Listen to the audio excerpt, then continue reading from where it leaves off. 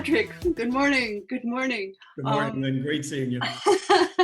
When Jason asked me to do this, I thought, wow, this is going to be really fun because you and I have known each other for 15 years. We have seen each other across crowded rooms, sat next to each other at meetings and all kinds of things, and we have never had a really long conversation. It's been, hi, how are you doing? How's it going? And we get pulled in different directions. So when it was evident that I was going to be speaking to you one-on-one, I started to read up on you, and holy smokes, you're one amazing guy. I mean, author, playwright, you've illustrated for the New York Times, you have 3 musicals you've been working on and you've done, and you've comic strip for Parents Magazine, Sports Illustrated, you've done artwork for Reader's Digest, you've done commercials, you've co-authored books, you're on so many different organizations, you've won so many awards. I mean, where did you begin?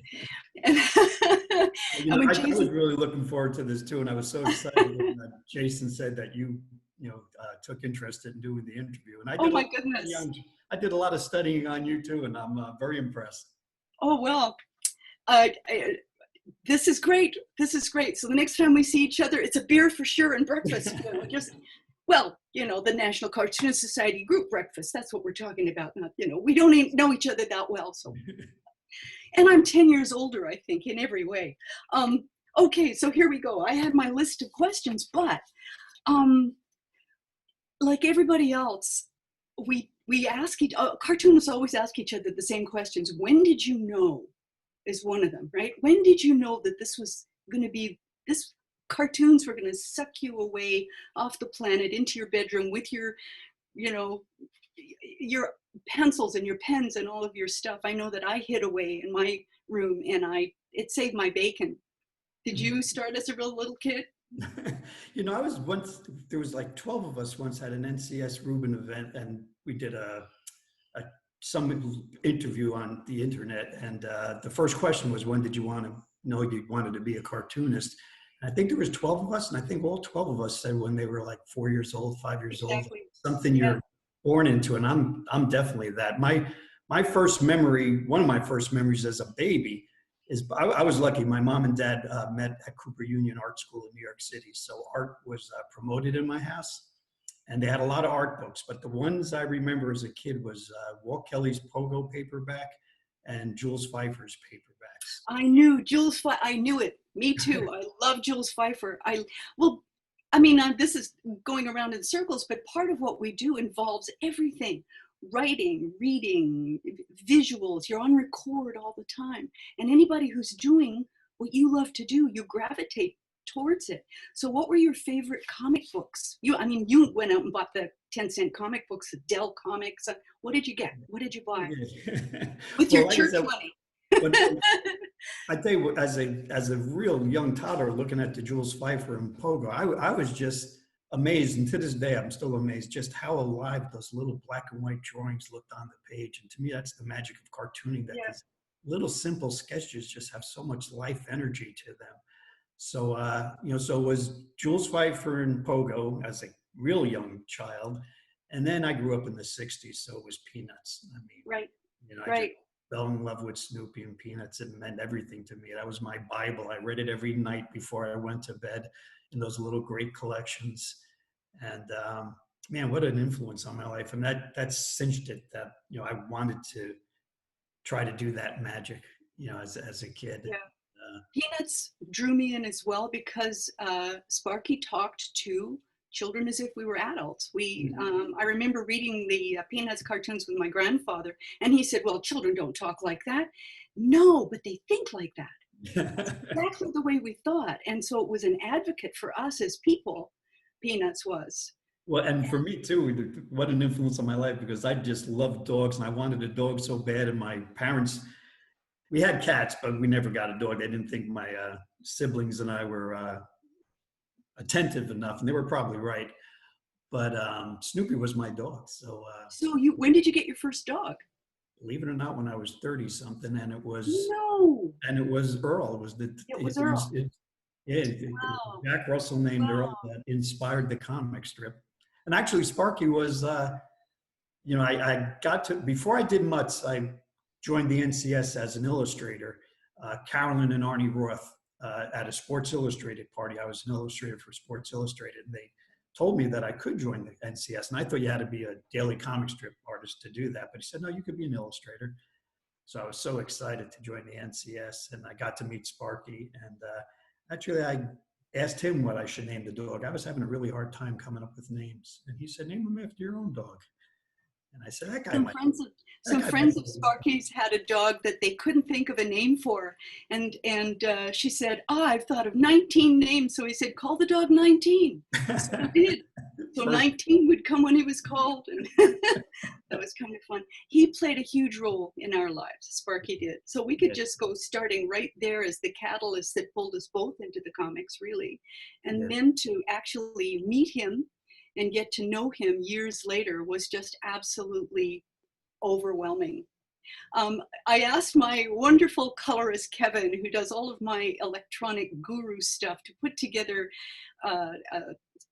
Earl and Farley. So there we are. That's kind of an opening slide right there. Yeah, I love that picture. He did a great job. And no, it's nice. These are two cartoon dogs that were based on real dogs, that touched our lives. Absolutely, they were. And what I see here is the love that you and I both have for pen and ink and the touch on paper. If you can draw something in pencil, but to bring it alive with the ink, with the touch, I could never, I'm saying that now at my age because I'm used to using pen and paper, but I love the classic feel of the quill nib and the ink right on the paper. And again, that was something I talked about with Sparky, and I tried his nibs, he tried mine, and we both hated each other's stuff. We all like to look in each other's studios and see what we use. But I can see that you and I both have this absolute love for pen and ink and pen and watercolor and brush and just the touch relationship. I'm still dipping the pen into the ink well. It's just, it's a fluid medium. It's like playing with water. It's like, I just love the way lines flow, and it's like you're surfing with a pen. I think of it as bringing the characters to life. If you have a pencil sketch, that to me is like the ghost of the character. But once you touch it with the pen and you bring it out and bring it to life, that really turns it into something that's real. I know that you have to be the character in order to draw the character. So you feel as though you're bringing yourself to life almost, and able to say the words that you create in the strip. Yeah, that's the fun part of cartooning. It's addictive. Is to watch the little things in front of your face come alive. It's like magic. Well, I used to watch Sparky work, and he would doodle on a yellow legal pad, and he would just doodle until he found a funny picture. I have to write. I have to sit down and write the words. How do you work? Well, that's funny. I guess I'm a little more like Sparky. I think visually. Do you? I have a notebook. I go to a park near my house. I sit on a bench, and I just start doodling, and I try not to get up until I have at least 2 or 3 weeks worth of strips. So you're outside on a park bench. That's where it happens. When the weather's good. Well, now that brings some visuals to mind right there. So I find that I have to be on a couch with a cup of coffee and my bag of papers and pens sitting next to me, and I have a calendar there. I had, very weird to be retired now, because this is so much part of your life. So, and what I felt, and I need to know from you too, and it's there's a magic that happens, sort of a supernatural thing that often happens, where there are days when you can't think of a thing, and then suddenly 3 in a row. Where does it come from? Yeah, I think about all that time. You have to have a lot of faith in the muse. And where does it all come from? Like, you did it for 30 years. I did it for 25. Sparky did it for 50 years. And I always say a daily cartoonist, we're not allowed to have writer's block. It's just, you can't think like that. So once you've been doing this for maybe 3 to 5 years, you start to feel as though you have some confidence in yourself. Yeah, and so you know it will come back. Yeah, I think it's like an athlete. You work on that creative muscle. Yeah. And it's knock on wood, it's there for you. Yeah. So, how else do you work as a classic illustrator? Do you draw the boxes on the panels in pencil and then fill them in, or do you have them printed in ink already, or? Oh, no, no, no. I cut the paper. I'm old school. I cut the paper. I think that's all part of the process. It's like those Japanese tea ceremonies. Right. Yeah. Cutting the paper is part of it, penciling the panels, penciling the characters, laying it out is, it's like a religious Japanese ceremony for me. Really, that's right. No, everybody works differently. You go into everybody's studio and they all work differently. Mm-hmm. And everybody's brushes and pens are there, but everybody has a different method of working. I recently went into Ed Steckley's studio virtually to have a look and see what he had there. And I think part of what's in your studio that says you is your surroundings and the artwork that you have on your walls. What artwork do you have on the walls in your studio? Whose artwork is up there? Actually, one of the slides is, we're talking about Sparky, but the slide with the Peanuts cartoon. Right. I don't know if Jason could put that up. But maybe we'll just go in order right from the beginning. Should we just start to go through the art? Okay. Yeah, we can. Oh, there it is. Oh, there we go. Well, this is fabulous. I mean, again, we started with Sparky and our mutual, getting to know him from the song. And here you are with, he's actually put Mutts in Peanuts, and I think there can't be a more wonderful salute to your talent than that. That's just, I don't know if anybody else has ever had that kind of a compliment. That's wonderful. Well, you were saying about art, so the original of this hangs over my drawing table. So I look at this every day and I pinch myself that I know, yeah, that he was so generous, and I just think about how great Peanuts is, how great Charles Schulz is, and how small and beautiful the world is. That I know. Yeah, that he put Earl, in a frame in a museum with Rerun looking at him. It's just, I was at the. He surprised me with this. I was waiting for him at the Warm Puppy Cafe at his ice skating rink, and he had it behind his back, and he said, "Patrick, I have something that's going to knock your socks off." And it did. Oh my God, my socks flew right off. Well, one of the things that we all share is this ability to go into this incredible fantasy world, which is three-dimensional and 100% real. I mean, it is an alter ego in many ways. And I remember sitting with Sparky in that skating rink, watching Snoopy skate around. Judy Sladkey is Snoopy, right? Mm-hmm. And she's been Snoopy forever, Snoopy on Ice. And we were sitting there watching, and I'm thinking about Judy in the costume and how wonderfully she manages to manipulate the character. And he turned to me and he said, there was a time when there was no Snoopy.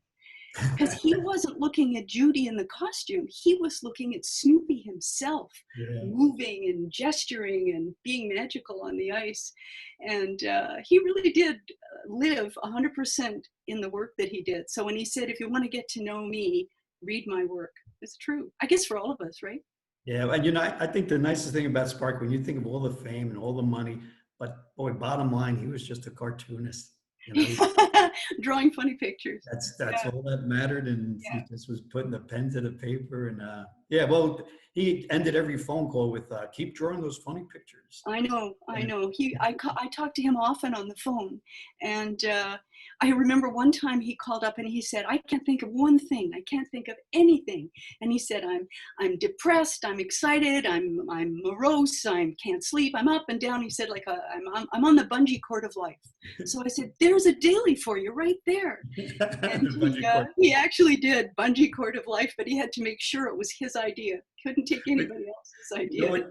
What he used to do with me was I was notorious for being right on the deadline. I mean, the strips that were due that week got handed in on Friday that week, and Sparky was, 10 months ahead. So he would call me in June, and I was working on July strips, and he would say, "Oh, Patrick, isn't it hard to think of these Christmas holiday gifts this time of year?" Because he was 6 months ahead. I was 6 weeks ahead.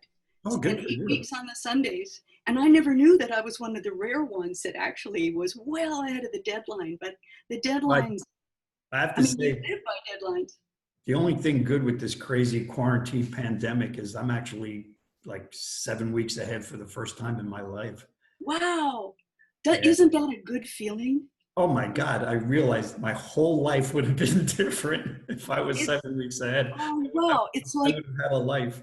It's like dragging yourself through the worst camping trip of your life and then getting home and having a shower, climbing into your own bed. It's like, that's what ahead of your deadlines feels like. You know, Just, oh, freedom for as long as it takes to, have to get back into the, I used to, when I was really late, I would literally take my stuff and drive to the FedEx and, I'd send a package out. And it was the drive back home where I had that moment of release. And then I was back at the drawing table, so it only lasted about a half hour. And with that, you're fitting in the committees that you're on and the charitable work that you do and the place that you're working on and the music. You're a drummer. Yeah. I found that out. That's exciting. Going back to the deadline, I was thinking that, I lost my train of thought. Yeah, we can talk about it. Sorry. No.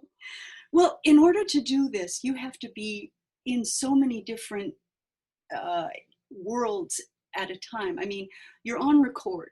You really have to be a literary person. You have to know your language and be able to use it well. You have to know puns and wordplay and Old English and any kind of repartee that you can come up with. It's really literary. You have to, and music is part of it. And you have to be damn smart to do this.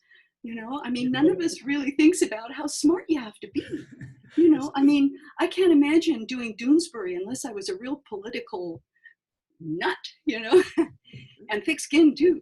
Yeah, no, it's definitely a unique art form. It is. Words and pictures and the drumming and the music of it. I always feel like there's a rhythm to tell a joke and there's timing. Exactly. So I always feel like my drumming skills comes through in the art and just trying to figure out how do you even lay out a page, how do you do the panels and how they, there's definitely rhythm and timing to comedy and doing a comic strip. I took a series of pictures out of your books. Here we go. And this is out of the last book that you've just done.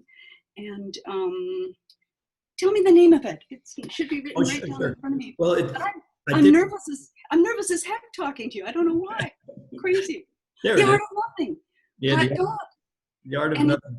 It's the 25th anniversary book, and I was done with Abrams with the great Charlie Kochman, who was such a joy to work with. And I wanted the book to be about the process. So there's a lot of sketches and just how comic strips are made. And The Art of Nothing was a play off. I did a children's book called The Gift of Nothing. So it was kind of, Charlie made that as a joke. Let's call it The Art of Nothing. But I kind of liked it because what's comic strips? You start with a blank piece of paper and white panels, and then something happens. So it's like the art. Well, it's a wonderful book. It's a wonderful look inside, and it's a wonderful selection of the work that you do. This one knocked my socks off. Talking about socks, you said you memorized in the entire color chart for the American color system. And years ago, before I hired a colorist, I would color my copies of my Sundays with pencil crayon, number everything exactly the way I wanted it, and I would send it in. But you're doing this with watercolor, and the color combinations are insane here. Tell me what happens. I mean, you're not still doing it this way, are you? Believe it or not, I am. Whoa! Okay. The only difference is I used to do this and send it to King, who would send it to American Color. And now you send it direct. Now I'm sending it to my brother, who breaks down the colors for me. And what's nice about that is, unlike in the past, I would just keep my fingers crossed and hope it looked good in the paper. But now he does it for me, sends it back to me, and I can see whether I did choose the right colors. So I get a little more flexibility now. But I'm sure the people at American Color hated me. I mean, there's probably 100 instructions on this thing. My guess is, these colorists are dynamite. And my guess is that they would look at your watercolor, which is exquisite, and just know what to do. They would use your color suggestions probably, but I think they're really talented people. And my colorist is absolutely wonderful. I just love his work and I love working with him. And what we have to choose from now is endless. But you've actually memorized this color chart. And for people who have not seen it, it's like a maze of squares, and there must be 200 or more choices and everything in between. So when I looked at this, I was just, my jaw dropped. Yeah, it took a while. It took a while to get used. I mean, I'm a big fan of the old comic strips, and when you look at Little Nemos and Crazy Cats, I mean, the colors were unbelievable. They looked like fine art prints.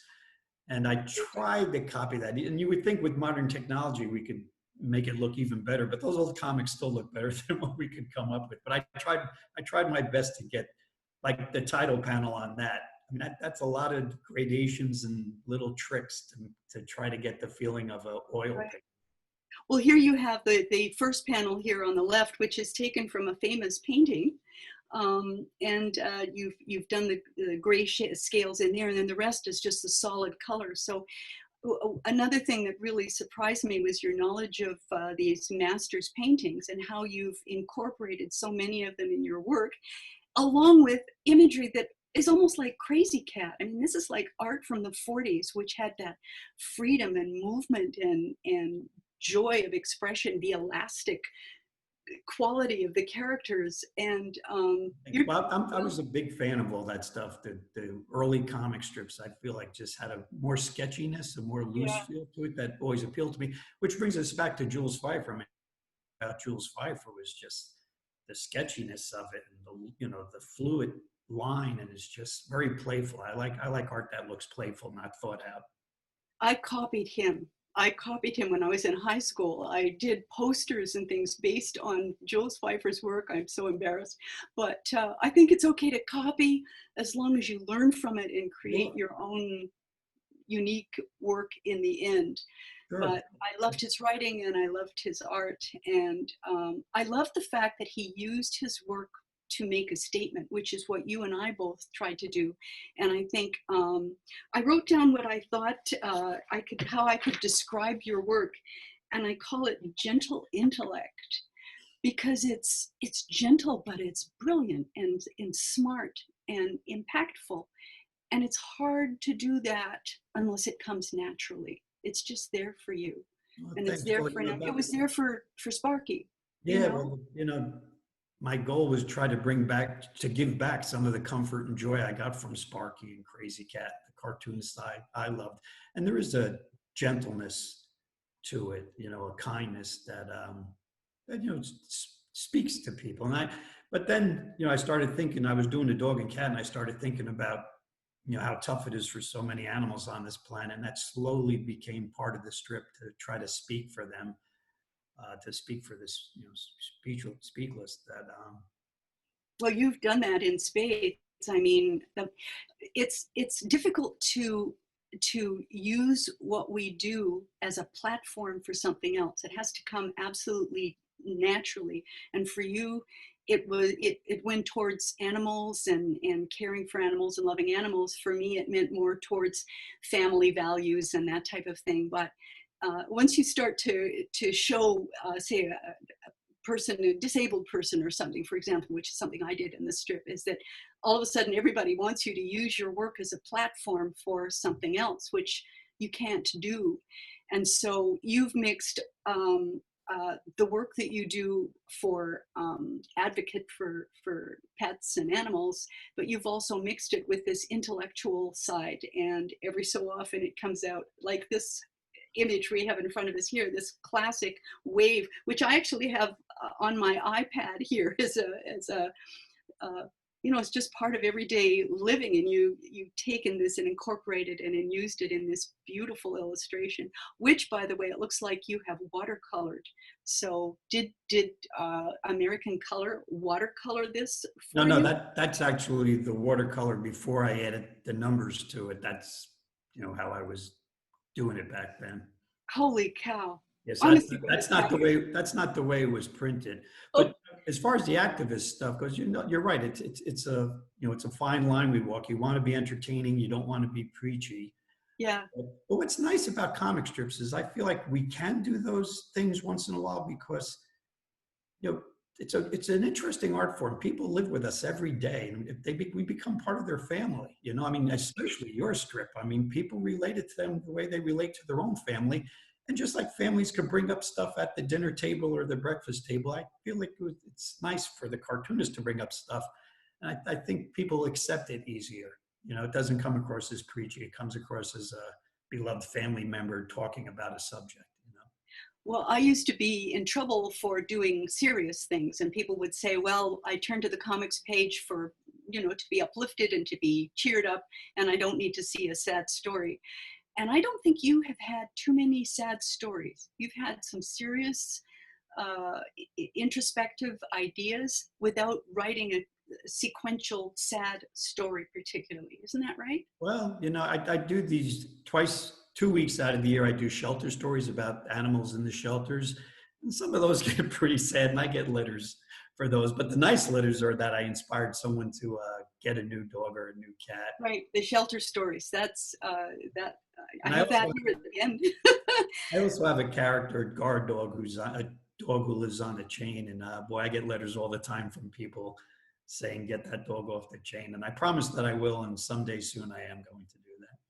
No, people are very, very dedicated to the comics, which Mhm. is surprising. And you don't really hear from them until you do something that upsets them. The Yeah. people who are happy with your work don't let you know, but when they're angry, they sure do. Yeah, you So sure know. tell me what kind of letters you get. I'll tell you a funny one just now looking at the strip that's up here. You know, the crab does that little comic cursing. You could see it on the fourth, Right. Yeah, yeah, yeah. which has been around forever. I mean, Popeye talked like that. And but boy, even to this day, on occasion when he appears in the paper, people I get letters saying, "How dare he say that in a family news?" Well, Bill Watterson and I both got a butt crack in the comic strip. It was absolutely verboten. You're not allowed to. So you tell a cartoonist you can't do something, and suddenly you're in there trying to do it. So I rocking the boat. Yeah. feel left out. I've never done a butt crack. I might have to throw in a butt crack soon. Be careful; they'll find it. Can we move on to the next visual? Okay, so this again is allows you to mix your love of the old sort of Steamboat Willie ideas, the ropey, wonderful, crazy cat imagery, and you've mixed it. I mean, I love the way that you mix stuff up, and with fine art and comic art and fantasy, and here we go. And I love the way you've divided the Sunday page up. So this, I mean, most Sunday pages can be reconfigured, but this would have to have run exactly the way you see it here in this space with the everything all divided up this way. With the comics pages being reduced, how did this show up in most papers? Oh, no, you know, it came out okay. I agree. I mean, the comics get smaller and smaller, but Yeah, I think this looked good. This was actually a tribute to Robert Crumb. He yeah, did exactly. he did an album cover for Janis Joplin and Big Brother and the Holding Company, and this was my takeoff on that because he was another major influence. I mean, he came out when I was a teenager, and his influences were all the people I learned later to love, like Segar and Barney Google and Crazy Cat. Yeah. So this was a tribute to him because he was important in my illustration career for sure. Well, a lot of our influences were wonderfully the same. I have a note here to say that you took a class with Will Eisner. Yeah, yeah. I did Holy cow. the school of visual arts. I had Will Eisner as a teacher, and boy, he was great. He was old school. He was the only teacher I had that came to class in a suit and tie. And what was really nice about Will, he had a great idea. He at the end of the class, he would literally produce a comic book with all the students' work, and it was called SVA Gallery. And you know, it was like one of my earliest published pieces. And to do a strip and actually see it printed in a comic, and he would draw the spirit for the cover, Hmm. and you felt like you were almost a professional when that happened.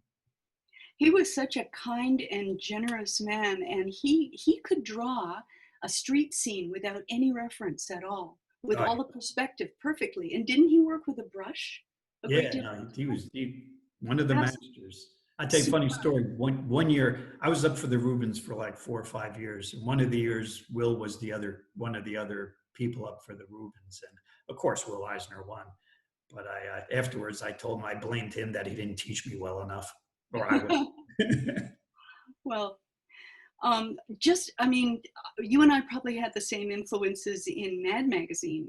I was addicted to Mad. We weren't allowed to have it in the house because my mother considered it subversive and evil. And so I could get 4 Archies for 1 Mad, and I would trade them and keep them in brown covers because I would never have done that. But then somebody said, oh, yes, the dirty books in brown covers. Well, I had my brown wrappers and I would read Mad under the stairs. But to actually be able to meet our heroes like Will and Al Jaffe, who's in his 90s now, and Mort Drucker, who I just saw just last year, and to be able to know these people and to be with them, and the joy of the connection, I never thought would be so sincere. I imagined when I got into this business that it would be maybe a little Hollywood. Welcome, we hope you fail. But it's not like that. I mean, everybody will, obviously, if you were a student of his, he would have been glad to give you as much as he could. And I think everybody who loves this industry and was born into it wants to see the next generation come into it and succeed. Yeah, Really. what a wonderful group of people. I mean, the cartoonists are the kindest, sweetest, funniest people. I feel really blessed. With my life with Mutts, I hang around cartoonists and people that take care of animals, and those are like the 2 nicest groups of people on the planet, probably. Well, I've known a number of stand-up comedians, and when you get together with them, they're always cranky. They never pay me enough, and I was up at 4 o'clock in the morning till I got on the stage, you know, and they're always growling. But cartoonists, because they're funny out there in the newspaper and they are hidden at home, they can be funny. And I can think of nothing better than to be with a bunch of cartoonists around a table. I mean, I remember going out to dinner with Jim Davis and a whole bunch of cartoonists, and we had a thing called after dinner jokes. We wouldn't order dessert or any more drinks until one of the waiters or somebody told us one joke, and then the whole table would do after dinner jokes. And it was spectacularly funny and fun. And there's no bigger joy than being with a group of people who share a talent, but also love to laugh as well. So we have been blessed. We really have. Yeah. I want to go to another one of these visuals here, if you don't mind. Sure.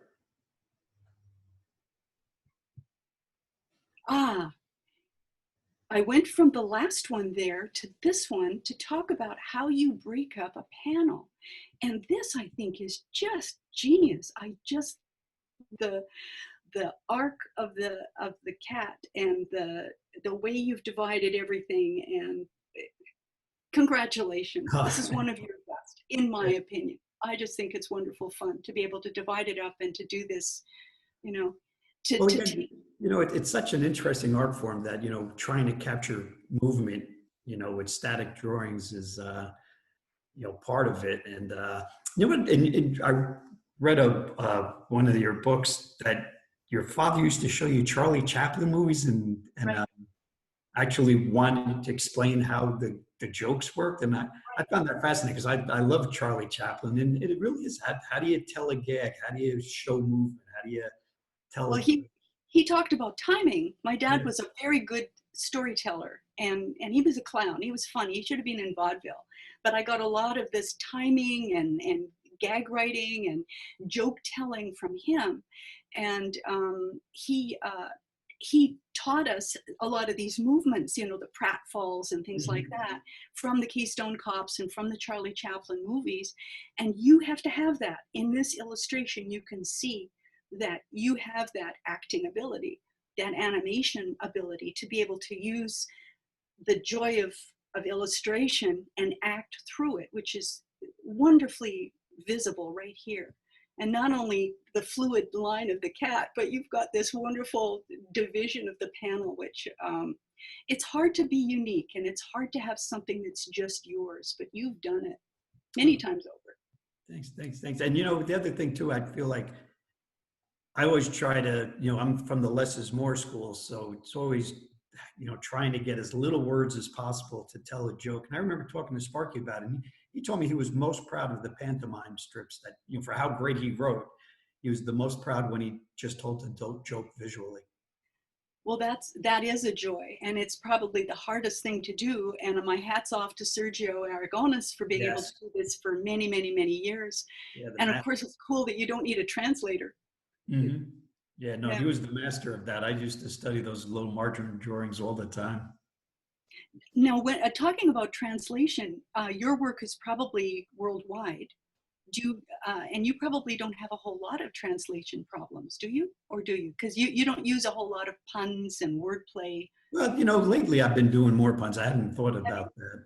I find it interesting. Cats in Germany, instead of purring, schnurr. So Mutts schnurrs in Germany, which I think is a great word. And I'm really popular in Finland and Holland, so I think I have a very good translator there. So geez, I'm going down my list of questions, and I think we're getting right into them. I love this illustration here, and the reason I love it is that it's done with one of those fine, I believe, bamboo brushes, and you've ground your own ink on an ink stone. Have you not?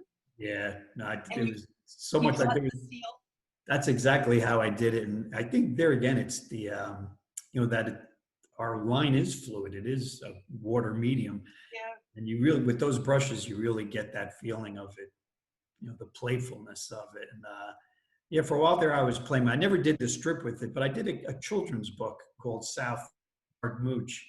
And I did that entire book with the bamboo brushes. And it was really, one of the reasons I like doing outside projects like children's books, one thing with comic strips, especially when you're doing it for 25 years, everything's kind of the same size, the same layouts, the same pens and the inks, and you don't get to play. You get to play with the characters and the stories, but the art you don't change that much. So I really enjoy doing the children's books because I could do it in any medium and any kind of paper that I feel like playing with at that time. So there was a point where I was really having fun with those bamboo brushes. Well, I took a course on this type of painting, and there's nothing that really connects you to the paper or to the art like having ground your own ink, use the little ink stone, dipping that wonderful brush into it and forming imagery with the water seeping into the paper, and then you pull it out and you pull it down the page, and it's a real skill, but it's something every cartoonist should probably do. Every cartoonist should probably try that. Yeah, I agree. And doesn't that ink smell great? It does. It does. And I went to China and I bought myself a beautiful inkstone. And the thing about it is that it's a treasure. Each one is a treasure, and each one forms part of you. It's an offshoot of you, along with the brushes. And those brushes, if you lift it up and you stop it, it pools. So to do bamboo, you pull and you stop the brush, and then you pull again, and it makes the perfect bamboo shapes. So to be able to draw your characters with that, I think it's an essential skill. I always feel that doing art is a meditation, and when you do it with those things, it's even more so. It just feels like the whole process is like a Japanese tea ceremony again, just exactly a religious experience, a spiritual experience. What type of ink do you use? Right now, I'm using. Oh my God, I forgot the name. I've been playing around with different inks recently. They're changing their formulas. Yeah, that's why. And I can't, off the top of my head, I've been playing with two. Not that I want to keep it a secret or anything, but right now I can't even remember. For the longest time, I was using Higgins, but I gave up on that.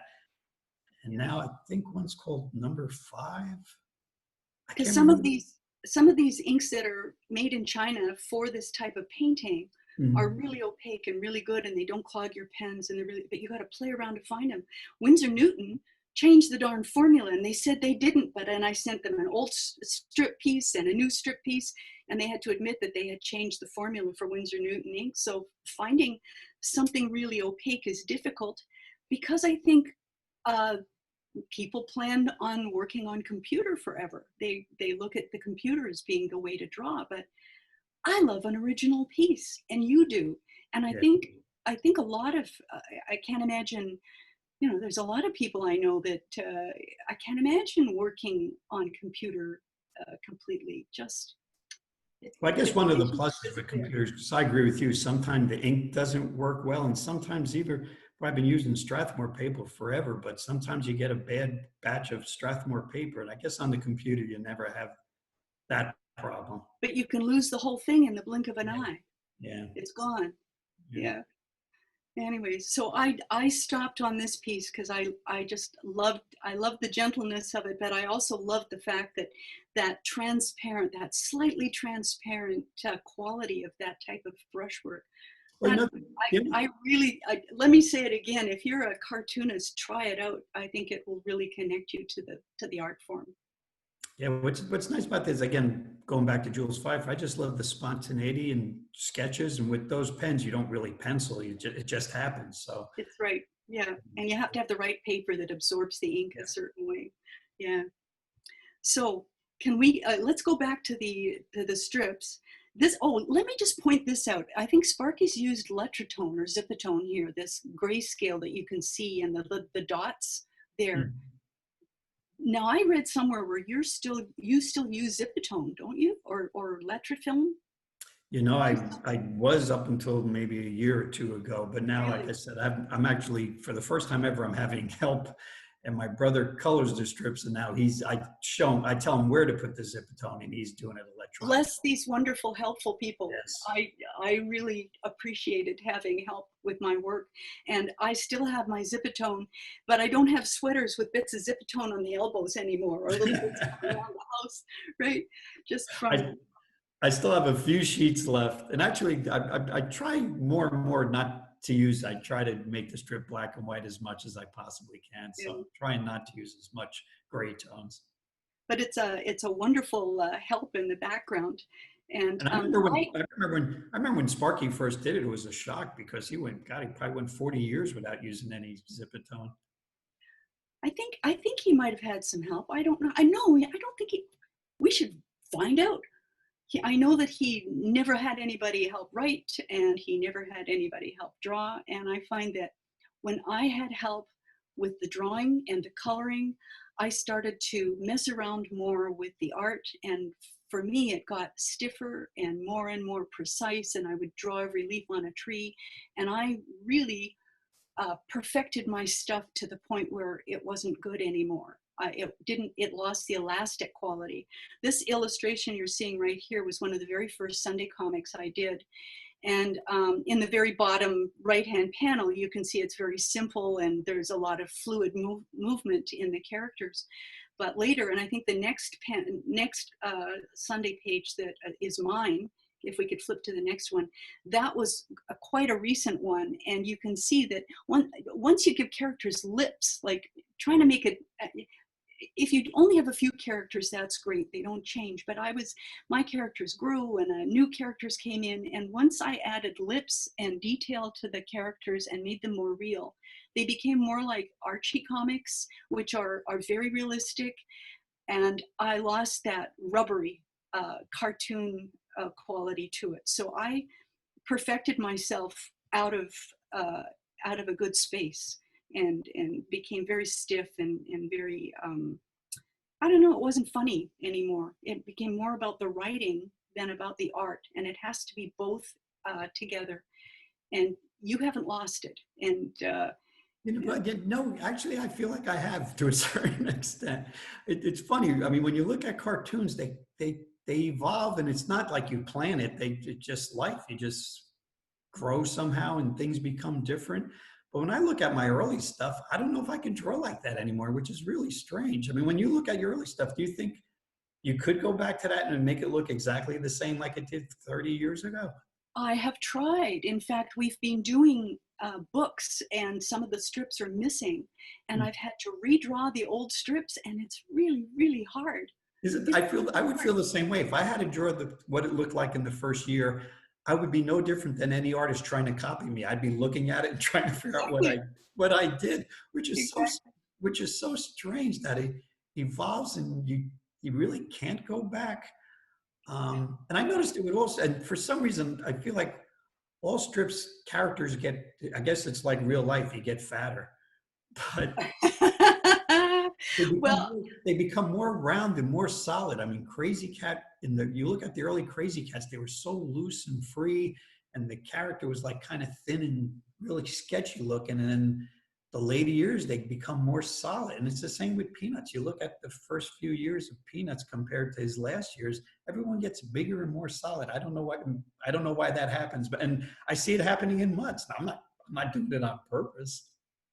I see you working more in color and space than in trying to perfect the characters to the point where they are no longer alive, which is what I did.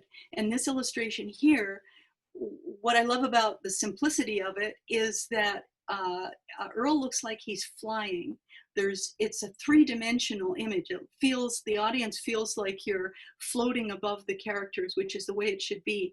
And the size of the snowflakes makes it look like they're right in your face. You're floating up and over the characters. And it's something that, again, that is a unique skill that I don't think too many people have. I think most of us want to, I don't know, poke away at things and make changes to the point where you ruin the gentle spontaneity of this. So you haven't lost that. I admire everything you do. I'm quite a fan. This remarkable page here. Oh, thanks. Like I said, I really believe in just that initial sketch where you don't know where it's coming from and it appears. So is this, again, you say you start with a sketch. Sparky, I watched him sketch and get prepared for a daily cartoon, and he would just draw little circles and try to draw a funny expression on a legal pad. Is that what you do as well? Yeah, I have a sketchbooks that I do. And in this new book that just came out, The Art of Nothing, you can see a lot of my sketchbooks. But and those, even though they're so loose and not solid at all, I feel like those have so much energy to them. But I feel that way about everybody's sketches. I love seeing people's sketchbooks, and Yeah. I don't keep one. Partly because I've always hated someone looking over my shoulder and saying, "Are you trying to draw a tree? My kid could draw better than that," And I find that it's a very private process. I like to do it alone at home on a drafting table. But I love people's sketchbooks. I love to see people. It's funny. I'm not one of those people that carry a sketchbook and sketch all the time. I literally only use it when it's time to write Mutts, and I sit down and sketch those 3 weeks. But I'm not one of those people that sketches all the time. And I never sketch from real life, which I never try to sketch somebody or sketch a tree. It's all fantasy stuff in my head. Yeah. Well, when I first started, I was terrified, like everybody. And my editor, Lee Salem, gave me Kathy Geiswhite's home phone number. And I called her, and she was wonderful. And her process was that she would write as if she was writing a script. And because I did little stories, I wrote as though I wrote everything first, and then I would sit down and draw everything. So do you write out scripts when you're doing dialogue? No, not really. It's the last thing I do, to tell you the truth. I work visually, so it's always the drawings that get me excited. Really? And then I in some dialogue joke or whatever. But the drawings are I pretty much know what I'm going to draw, but the dialogue, that's the last thing I do. Sometimes the strip's totally inked and I'm still trying to figure out what's the proper way to say something. So the dialogue usually last. That would terrify me. I'd be absolutely terrified. I want the words first. When I first started, I used to do whole Sunday page and didn't know what the last panel was. And then would just live with it. And early on, I would literally wake up in the middle of the night with the punchline. I was dreaming about them. Well, what I see here is your ability to be a cat. I mean, for you to do a whole Sunday page about a little pink sock is somebody who really is cool with cats, somebody who really does understand them. And you're speaking to other people who really are cat people. And Well, it's funny. I had Mooch fall in love with a little pink sock, and I do pink sock strips all the time, and it's amazing how many photographs I've gotten of people's cats with pink socks. I don't even know what to think, but I guess it's a thing.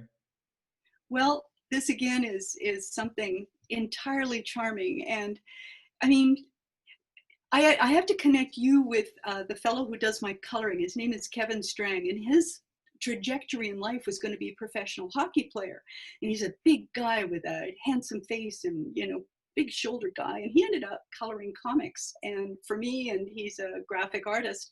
And he said, well, it was just easiest for me. And you don't look like somebody who would do something so gentle and like Kevin, that inside this pretty easygoing guy is this gentle, well, I have to go back to say that gentle intellect, which most men do have somewhere, but they're not willing to show it as comfortably and as generously as you are. So was there ever another career that your family might have steered you towards that was not comic art? Well, before I did Mutts, I was in a punk rock band, which was about as far away from gentleness as you could get. Tell me about that. Boy, it was crazy times, but so much fun. I played CBGBs in Max's, Kansas City. We played with the Ramones and Blondie, and you played with Blondie? Yeah, we'd be on the same bill. I didn't play in the band, but second to Blondie at CBGBs in Max's, Kansas City, and it was just. New York City was just totally crazy, and it was such a creative time. And just to be part of that was so much fun. And then I had a day job illustrating for magazines, cute little gentle things. I had a mixed life there. Well, music and art, usually your parents are saying, well, that's fine, dear, but get a day job, right? I was pretty lucky. Both of my mom and dad went to art school, and even though they didn't become professional artists, I think they took a lot of pride that I became a professional artist. So they were very encouraging, which I think is half the battle. I grew up with all my friends had artistic sensibilities and played in bands. And most of them didn't go on to do that for a living. I think mainly because probably at home their parents were saying, get a real job. My mom, I was lucky my mom and dad didn't tell me to get a real job. I was interested in music too. I wanted to be Joan Baez, and I played the guitar and went to the coffee houses and opened for Sonny Terry and Brownie McGhee in Vancouver. Wow, and I was so terrified. My lip was going like this, and I actually cried afterwards and said, no, this is not for me. But music is part of it, isn't it? I think music has to be in your soul as well as the ability to record little things like a little pink sock, right? Yeah, all of that soul stuff. If I wasn't a cartoonist, I would love to be a composer. I just love it. Not that I play drums. I don't know how to read music or anything, but I just think music gets, the way a good comic can get right to your heart. I think music does that naturally. It just gets right to your heart. Do you listen to music when you draw? When I draw, but not when I write. When I write, it has to be. I'm the same way. Yeah, you can't have any distraction. Yeah, my kids would come up eating a piece of cake saying, can I have a piece of cake before dinner? And I'd say, absolutely not. And they'd be standing next to me at the drafting table with their face covered with icing, right? But my partner, Paul, is a jazz guitarist. Mm-hmm. And he's written a number of books about guitar. And he said that jazz comes from part of your mind where conversation comes from. That when one person speaks, then the next person answers. And you don't know how you're going to answer until you hear the next person speak, right? Wow. And so I think what we do is very much like jazz. It comes naturally. It evolves. I've always said I feel like it's like jazz. I feel like just the way jazz has songs and themes, and then the soloist riffs on those songs and themes, and every day they do a different version of a solo. And I feel like that's what comics are. We have our themes, I have my little pink sock, and every day I do a solo, it's the same theme, but, like Sparky, you think of all the years, it's the themes stay the same, but then the solo is how you change it up. So I feel like we are like jazz players. We're constantly doing solos and playing themes that are familiar, but playing with them, having fun with them, having a conversation with yourself. I find some jazz is inaccessible to the audience. Mhm. And as cartoonists, we have to always be aware that someone is reading our work out there and they might not understand it, or it might not sit with them well. Entertainment medium, as well as it is a unique art form as well, right? And I find that the people that I appeal to are a specific bunch. It's a family bunch of, anytime I did a book tour, the people that lined up in front of me were totally different from the people that lined up in front of Jim Unger, or the people that lined up in front of Jim Davis, who did, and so who are the people who line up for your books? Lynn, I don't know if you remember, but we actually sat next to each other at a New York City book festival.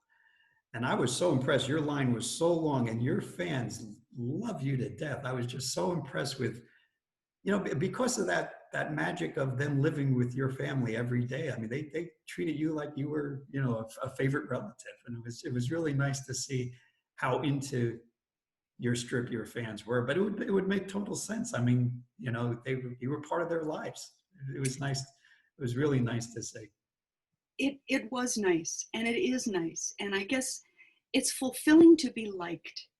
And I don't know about you, but I was on the outside looking in a lot as a little kid. I just didn't feel that I had friends. I thought about suicide. I was a loner a lot of the times. And you talk to people, Mike Peters, who does Grimmy, Mother Goose and Grimm. Jim Davis was sick a lot as a kid, and he was at home alone with his cat on his chest while he was in bed. And were you gregarious? Were you outgoing? Did you have lots of friends as a little kid? Yeah, well, I think because of the music, I was in bands, so but at the same time, I felt that who I really was the kid at the kitchen table doing the drawing, and Yeah. that little private moments. Yeah. So when you got Earl, he was a Jack Russell Terrier, which is a really bouncy, lively little dog, right? And did you live in an apartment? No. Actually, when I got Earl, we were living in Hoboken in an apartment. And one of the reasons we moved back to the suburbs is I wanted a yard. I wanted a dog, and then I wanted the dog to have a yard. So those two things coincided. And we got Earl because before I did Mutts, I was doing magazine illustrations, and I used to put a little, what I thought was a generic cartoon dog in all my illustrations, a little white dog with a circle around his eye. And then an art director told me I was drawing a Jack Russell. This was before Fraser, so I'd never heard of a Jack Russell.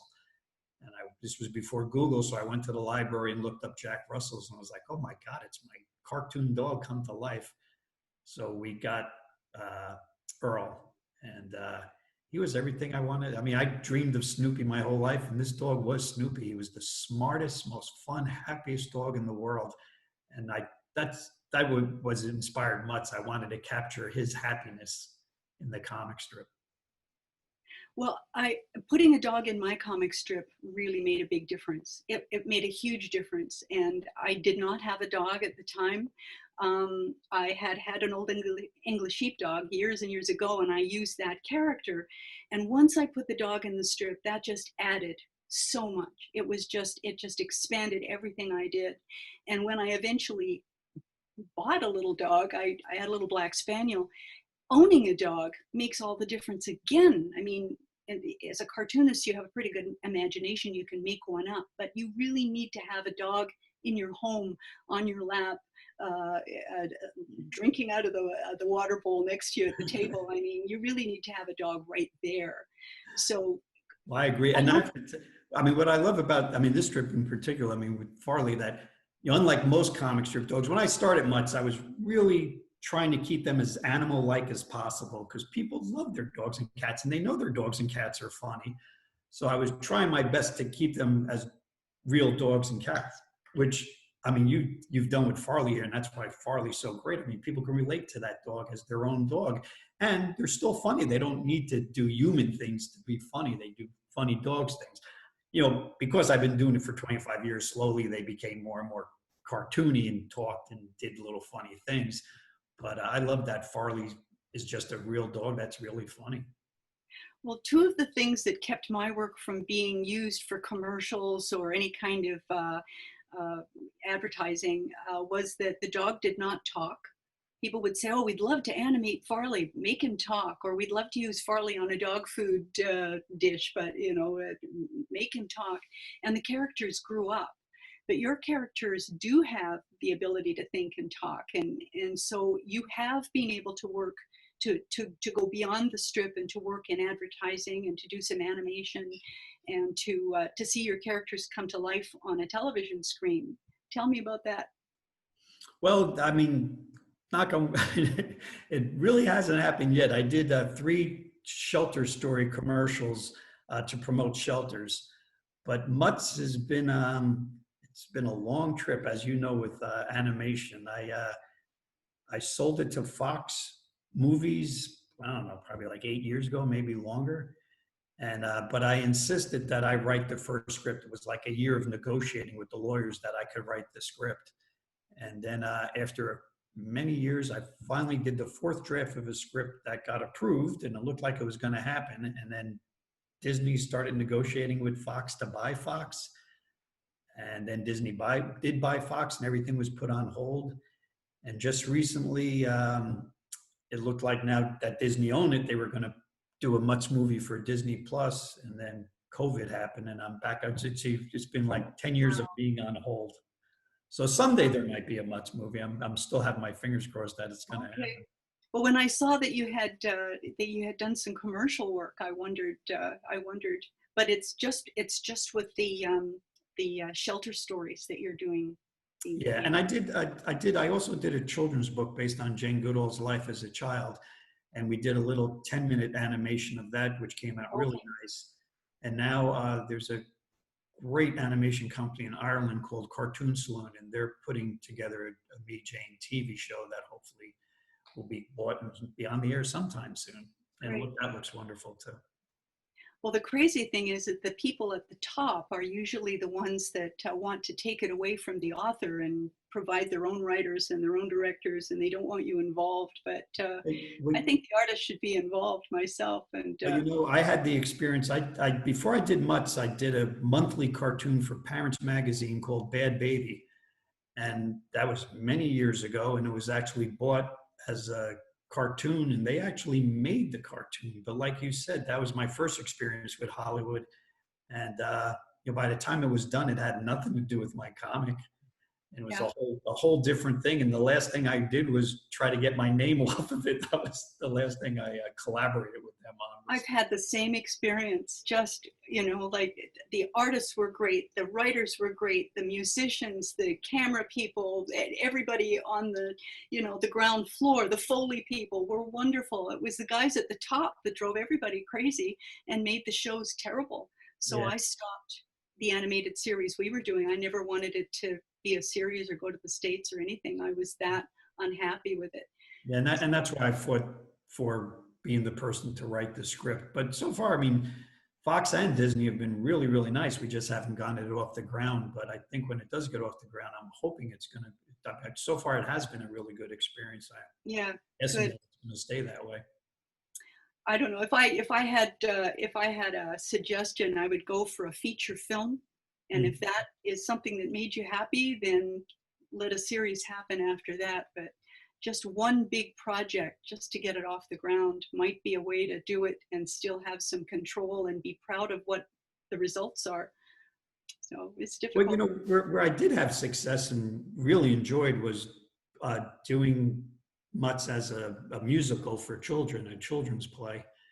And, my theory is that the theater's more suited for comic strips. Movies are good for comic books because comic books are big adventure stories. But comic strips are quiet and personal, and there's not too many quiet, personal movies, but theater is quiet and personal. I really found it was much easier to adapt my strip as a play.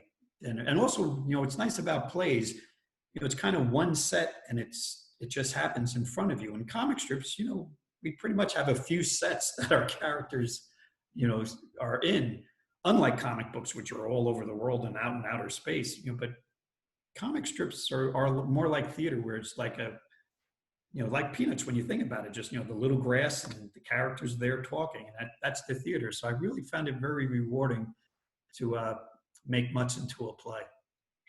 I sat next to Sparky while we watched Your Good Man, Charlie Brown on the Yeah. local stage in Santa Rosa, California. Wow. And that was a hoot. It was an absolute hoot, but because it was a community theater production and it was excellent. But to be able to sit with him plus the cast of characters, it was so much fun. I'll tell you a funny story. When they revived Good Man Charlie Brown in the 1990s, Sparky couldn't go to the opening, so he literally asked me if I wanted to go. He would give me my ticket, but he gave me one stipulation. He said, "When the play's over, you must stand up and scream, 'Author, author.'" Or awful, awful. So I did. I did scream, "Author, author" at the end of the play. So was he sick at that time? Was he Yeah, yeah. because he was unwell? Yeah, I think he was a little under the weather and didn't want to come out. Yeah, yeah. I sat with him shortly before he died, and yeah, we talked. I brought him a bag of all sorts. Licorice all sorts was his favorite, and to sit there in his hospital room and talk to him about his work and just he was going back and looking at the life that he'd had and talking about how wonderful it had been, and we are so lucky. Yeah. We are so lucky. And the piece that I can see right in front of me here with the looping leash for the dog reminds me of Hirschfeld illustration, and I wanted to ask you how influenced you were by the Hirschfeld work. Yeah, no, Al Hirschfeld was just amazing, and there's a video of his work that was called, I think, "Walking the Line" or "Walking with the Line." That's what it is. You take a line for a walk, and this strip in particular. I'll tell you something funny about Al Hirschfeld. We were at a Rubens in New York City, and they were giving an award to Al Hirschfeld, and I was with Sparky, and Sparky, being Sparky, never met Al Hirschfeld and was too embarrassed to go up to him. And I didn't know Al Hirschfeld, but I figured, wow, what an opportunity. So I literally introduced Charles Schulz to Al Hirschfeld at a Rubin, and they got to talk. Wow, wow. Well, I remember when I first joined the NCS, standing in a corridor with Jim Davis and I think Mike Peters and Jimmy Unger, and Kathy might have well been there at the same time. And a group of fellows, New Yorker cartoonists came by, and I think, just name a few. And Gahan Wilson was one of the people that went by as well. I think he did Playboy, and they sort of bypassed us and didn't even make eye contact. And Jim Davis turned around and he said, "That'll be us someday. We'll be the old guard. We'll be walking by all the new people, not know what the hell they do and not wanting to make eye contact," right? Well, that's happening now. It's so embarrassing because there's so much wonderful work out there. I mean, the comics in the newspapers are shrinking, but the comics in the world are getting, I think, bigger and better. And I think it's because of the graphic novels that are happening now and the work that's being poured into those. It's exceptional work. There's some fabulous work coming out now. Yeah, no, I think people are always going to want pictures and words. I mean, I just think it's in our DNA to tell stories, and comics are a great way to tell stories, and graphic novels are really exciting. And one of the exciting things about being 2 months ahead for the final time, I've been talking about doing a graphic novel for a long time, and I'm just starting to play with 2 ideas because I actually have a little more time to do that. So knock on wood, maybe I'll knock one out soon. I'd like to know a lot more about the work that you're doing with the animal shelters. And have you been asked to be a spokesperson, or do you allow your characters to be used liberally by the association? Yeah, I started Shelter Stories in, I think, 3 years after the strip started. I was doing Earl and Mooch and thinking that they had nice homes and great owners. And I was thinking about all the cats and dogs and shelters that were waiting for that life. So I figured I was starting to sketch them in my sketchbooks. And then the Humane Society of the United States got a hold of me, and they said November is Shelter Appreciation Week. And then I thought that was a good place to do these shelter stories every year. And that got me into contact with a lot of the shelters around the country. So actually, I was asked to be on the board of the Humane Society of the United States and the board for the Fund for Animals. So I started participating in that way also. But yeah, no, I have a good connection with all the shelters, and our website, mutts.com.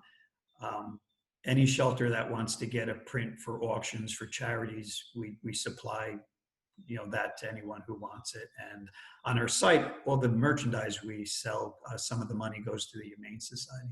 Great.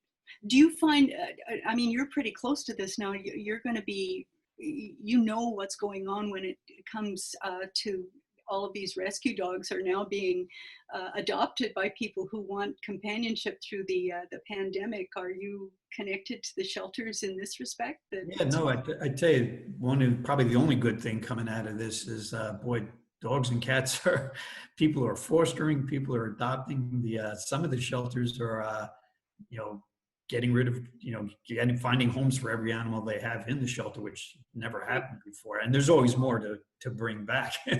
Yeah. But it's been a plus for fostering and adoption, and even just people walking their dogs. I walk my dog every day, and I have been for my whole life, and I've never seen so many people out with their dogs. I think a lot of dogs are getting walks that used to not get walks. We have something called the Farley Foundation, and sadly it's only in Ontario, Canada. It's only in one province, but all of the participating veterinarians work together every year to do walkathons and bikeathons and triathlons, and they raise money for the foundation, and it allows veterinarians to provide free veterinary service to different clients who would be otherwise unable to afford to have their pet looked after, so that maybe a senior citizen or somebody on a very restricted income would not have to put their pet down if the pet was ill, and they would not have to allow their pet to suffer, that they would be able to get veterinary help. But unfortunately, it's only in one province because it's a foundation, and foundations are difficult to manage. So, but it's very successful, and we've applied the character Farley, and they use the character for all kinds of souvenirs and tchotchkes and things, and they sell those to augment the foundation. But that is wonderfully comforting. I love knowing that we've been able to do that. That's fantastic. What a tribute to you and to Farley. That's yeah. wonderful. It's really nice, the opportunities that come along, that you do this trip that touches people, and then you can help also. It's just one of the nice things about being a cartoonist. It is, and so many cartoonists are involved in things that affect their heart and soul.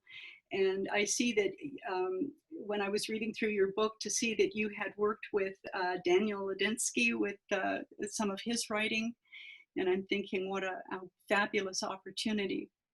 Tell me about that. Yeah, I've had some wonderful opportunities being a cartoonist. One, I did a book with Eckhart Tolle, who was a spiritual teacher that wrote The Power of Now, which was really influential for me. And there was a poet named Daniel Ladinsky who writes spiritual poems, but they definitely have a sense of humor to them. And he talks about animals a lot. So I was a big fan. And I feel like I've always felt like comic strips and poetry are linked. I feel like it's, saying as much as you can with as little as possible, like especially haikus, and he did haikus, that you really try to get to the heart of matters, and you only have a little space to do it in. So I really connected to his work. So I took the liberty of illustrating some of his poems and sent it to him. And a year went by, and I thought, oh my God, I insulted the guy. He does these beautiful poems. I'm adding little dopey cartoons to them. But it just happened that he was out of the country for a year, and he wrote back to me and said he loved them. And I was just planning on maybe doing a book of illustrating his old poems, but he said, I'm going to write poems about the Mutts characters and send them to you. And man, I had the pleasure for like 4 months. Every day I'd wake up and I'd have a new email with one of his new poems. So that's what this book is. And the drawing on the right is one of my sketches I did for him. And boy, that's just a little doodle, but I love that little doodle. It's one of my favorite pages. That little scribble to me sums up, what we were talking about, just the fluidness of a line and playing with the line. And that little drawing, even though it probably doesn't mean anything to anybody. I just love that drawing. That's a great story. It's a great story. Having connection with other talented people is it's an honor and a privilege. And Lynda Barry is one of my favorite cartoonists. I think she's so smart and so irreverent and so open, and she bears her soul. And the two of you have had a unique writing relationship. Tell me about that. Well, Lynda is a genius. I mean, hey, boy, we'll go back to the bamboo brushes. I mean, Lynda does all her work in those bamboo brushes now. And I think it's that spirituality aspect again, too, because her work is definitely that. So Charlie, my editor, Charlie Kochman, we were trying to think maybe it would be nice to have someone interview me for this book. And we came up with Lynda Barry as a top choice, and we approached her.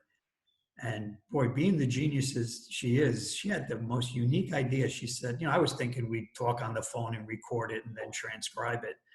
But she came up with the idea to let's be pen pals for a month or two.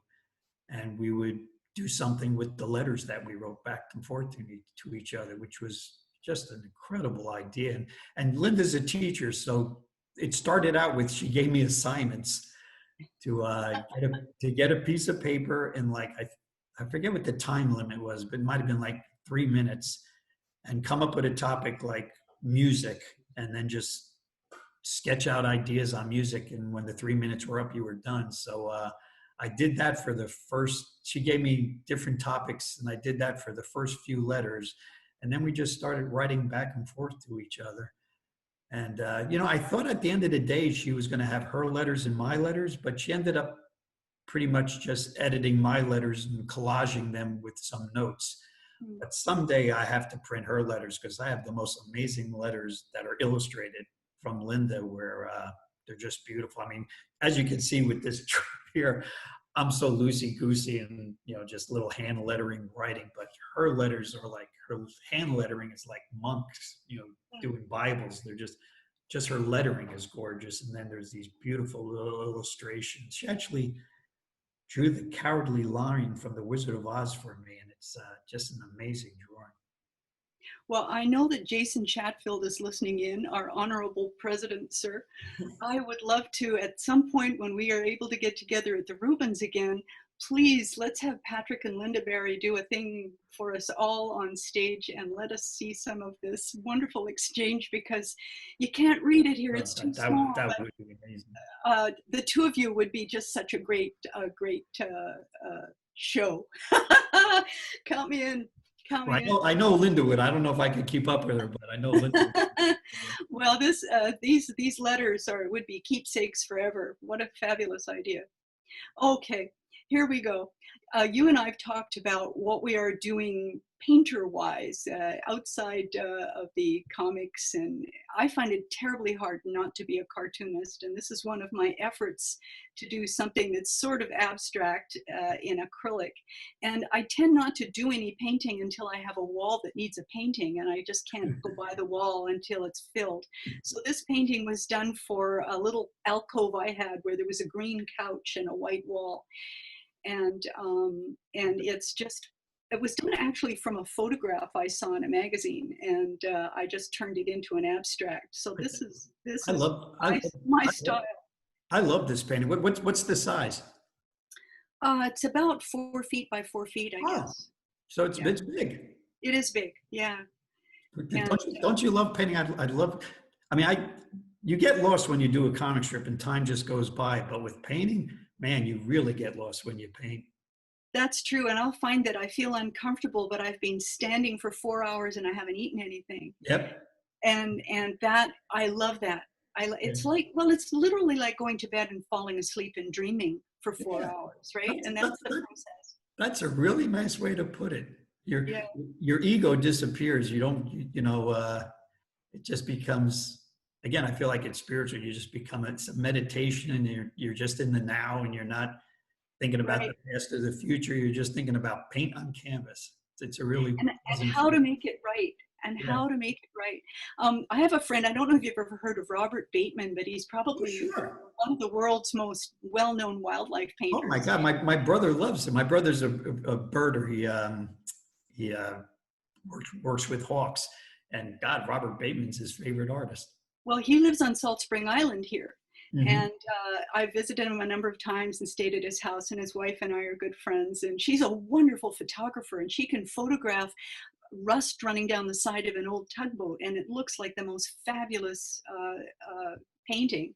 Wow. Anyways, these two wonderful people I'm so lucky to have them in my life. And I was saying to Bob one time, how do you know when a painting is finished? And he looked at me with this blank look and he said, when you can't do another thing to it. But that's the kiss of death for me, because being a cartoonist, I'm forever picking and changing. And you can see in the leaves here that I've actually put a line around each doggone leaf. Each leaf on those trees has a circle around it. I am that tight ass. I gotta loosen up. And well, let's finish the meal. It's great. So there's a couple more here that Yeah, let's see. Yeah, these are tiny little doodly sketches that I do. They're about 4 inches by 4 inches, and I just do these up for fun for friends. A birthday comes up, or Christmas gift or something. I just do these just for fun. Are these acrylic too? Yeah, they're acrylic on wood. And because they're small, they sort of fit in a corner. If somebody hates it, they're still gracious enough to accept it and put it on a bookshelf somewhere. But these are my little Christmas gifty items. Now, do you do sketches for these, or do you just, I just draw right on just freehand right on the little wood panel there, and then it's acrylic again. But I'm so used to doing these, I can do them in my sleep, but I still enjoy them. They're fun. Yeah, they're great. Did you photograph some of the work you're doing now? Yeah, I think the next 2 slides. Okay. Now, I don't remember asking for this one, so tell me why this one is here, because this is cool. Well, I mostly do big abstract paintings, and on occasion I'll do Mutts characters. This is a big painting? This is 4 feet by 4 feet. Oh, wow. Yeah. So what, I like doing collages on my paintings. So Charlie was nice enough to save some of the strike-off sheets of the book, the 25th anniversary book. So they're like huge sheets of, unbound artwork. So I kind of ripped them up and glued it on. And then I did you can see it on the bottom left corner that it's based on a title panel from a Gauguin painting, which is at the Met in New York City, which was, one of my favorite museums, and one of my favorite, at the Modern in New York. So this is a painting I've known since I was a kid, and it was fun to do the Mutts version of it. Wow. Oh, you put me to shame, me dear. The knowledge that you have, the fine art that you enjoy, and the way you incorporate it in your work. I just think that's great fun. Love it. And then there's one more slide, I think.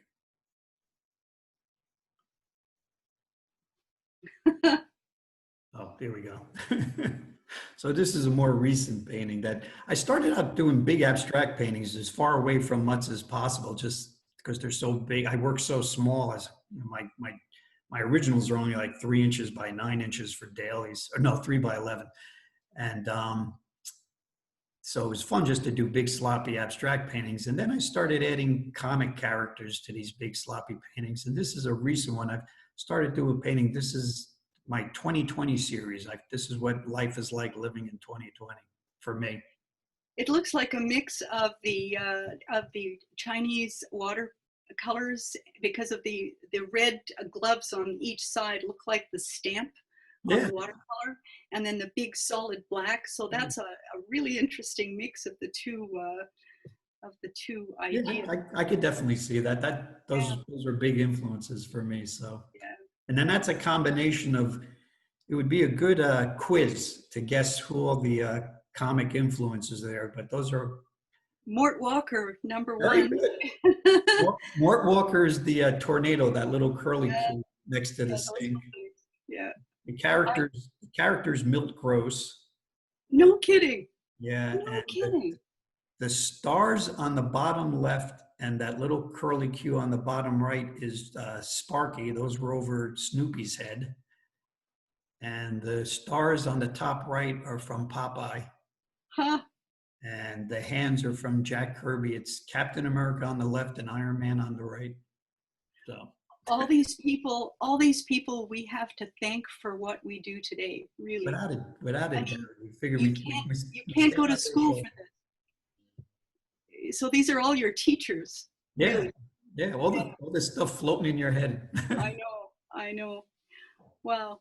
Well, I really enjoyed Mort Walker's book, Backstage at the Strips. That was kind of a Bible for me when I first started. I really enjoyed that. That's funny, and it must be because that's exactly where I got that from. Yeah. And I got to tell you, I went to Mort Walker's house one time, and he was living in the house that was built by the same fellow that designed and built Mount Rushmore, carved Mount Rushmore.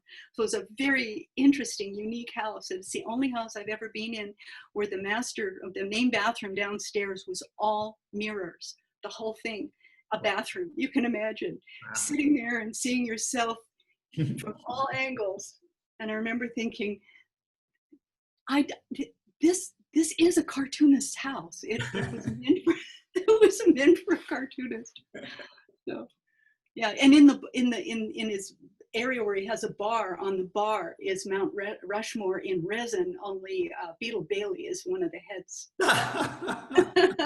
That's funny. Going to other cartoonists' houses has been an absolute thrill to visit people at home, because the magic is out there on the comics page, but the people themselves are people, and to go into their home where they have all their stuff, and their kitchen is, the coffee maker and the dishes in the sink, and that to me has been one of the most wonderful privileges. Have you ever seen, I can't think of the photographer's name, and I'm sorry about that, but there's a wonderful book. I think it's called The Artist Within or The Studio Within, but it's a book of this photographer photographed like 200 famous cartoonist studios, and it's just an amazing book to look at how everybody worked. Yeah. Well, I remember one time going to visit Sparky and Jeannie, and they had quite a bit of property up on this hillside in Santa Rosa, and he said, "Oh, you've got to walk around the property with me. It's a really beautiful view, and there's a little pond. You got to see it." And I said, "Well, Sparky, I got high heel shoes on." And he said, "You've got small feet. Here, take a pair of my sneakers." And he stuffed Kleenex in the toe of the sneakers, and the two of us walked around the property. And he had a big staff with a fork on it. Didn't tell me it was for rattlesnakes. Wow. Anyways, we walked around and had a good visit. When we came back, I said to him, "You know what? I've just walked a mile in your shoes." So, did you use that joke? Wow, I don't know who did that. That's a picture of my old studio in my first house. Well, I've seen a picture of your studio, and there's lots of windows, and it looks like a wonderful, charming, relaxing place to work. Well, it's funny, when you look at the book, there was only a handful of cartoonists that actually had windows that looked at nature. Everybody was like in little dark spots filled with little toys and stuff all over. I'm one of the unique ones that actually had windows. I like looking at nature when I draw. Well, go visit Disney. All the artists there work in tiny little cubicles. Yeah. I'm surprised that the seats don't have flushing equipment on them so that they never have to leave. I mean, talk about repressed and surrounded by toys and imagery. I remember a story about the cartoonist George McManus, and when Bringing Up Father made him a lot of money, he bought a beautiful studio in New York City. It was giant with big windows.